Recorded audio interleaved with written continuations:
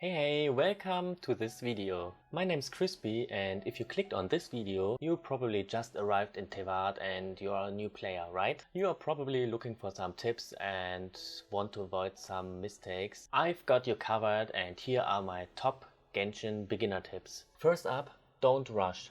Play in your own pace. There's so much content and you don't want to rush through everything in a few weeks.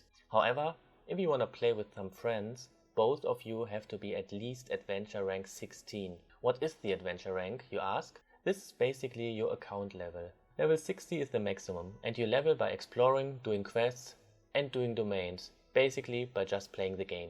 Upon reaching certain adventure ranks, players will be able to ascend their world to the next world level by doing the so-called Ascension quest, which you can get from Catherine. This will increase the levels of the enemies in your game, but also increase the drop rates. Now comes the complex menu of Genshin Impact. And do not ask why this might look different than your menu. You will unlock more and more as you progress through the game. So, first up we have the shop. Here you can spend your Primogems to buy pulls for new characters, buy skins or buy currency with real money. In the party setup you can change your playable team. The achievement tab shows you different achievements you can unlock by doing certain things in the world. Some are hidden though and are not displayed here. You will get some Primogems as rewards for the achievements, so don't forget to collect them. The archive stores information about the characters you've encountered, books you found, and the information about certain enemies and the wildlife. The character archive just shows you every character currently in the game. Character, inventory, quest and the map should be self-explanatory, right? The event tab is the most changing tab throughout your journey. Here you will find time-gated events, which you can either start from here or from the quest tab. And also, if you've done event quest, don't forget to collect your rewards from this tab. One thing about this tab though, a lot of these events that are shown here are usually locked behind a higher adventure rank. Usually 20 plus. The Adventurer Handbook lists all important things like domains and special enemies you can track down, and also offers some mini quests you can follow to get some extra rewards when completed. The wish screen is the gacha mechanic of the game. This is the part where you can get new characters from. The first one is the beginner banner, which costs you only 8 standard pulls instead of 10, and will be gone after you do 16 pulls. The next one is a limited time banner, which changes with every update. You can see a timer on how long it will stay. You should mainly focus on these limited time banners, since the standard banner will always be the same and won't vanish. So if you get a handful of Primogems and you convert them into pulls in the shop, remember to buy the pink fades. The banner on the right of the limited time banner is the weapon banner, which is also limited, but in my opinion not that important and relevant for a beginner. The battle pass is also obvious, and in the co-op tab you can, who would have thought, play co-op. Here are all players listed that are currently online in your region.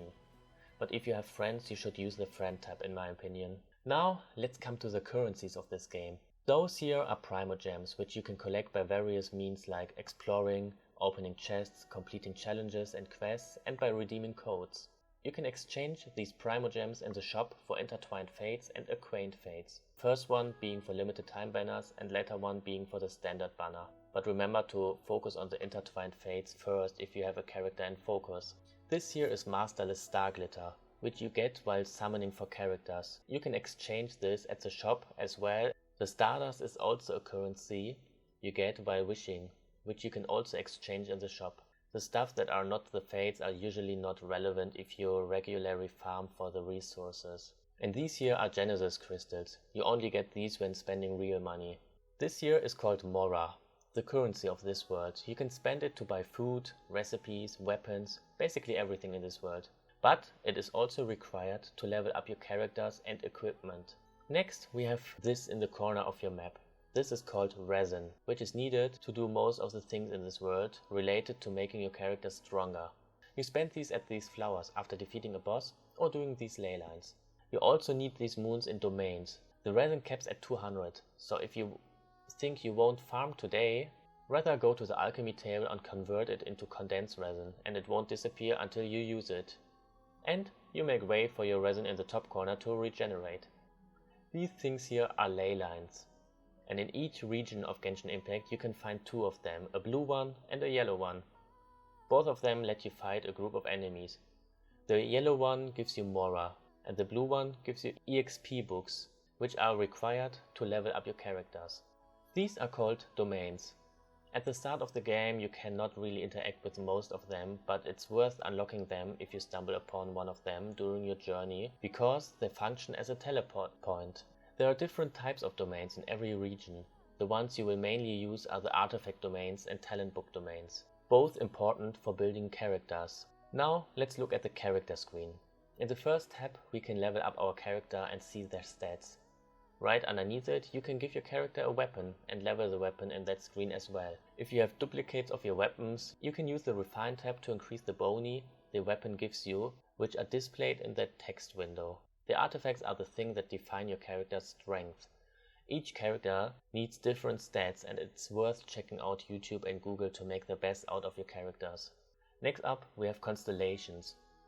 If you get a character more than once, you can unlock a constellation that usually makes the character stronger and gives them benefits, like another dash, a second pillar, or remaining longer in a specific state. Besides the artifacts, the talents are the second most important thing for your character's strength. Leveling them up will make your character stronger, but it will cost you quite a lot of resources to level them to the max. You also have to reach specific level caps for your character to level the talents to the max. So, if you still have questions, feel free to ask them in the comments below. Thank you for watching and have fun playing Genshin Impact. Bye bye!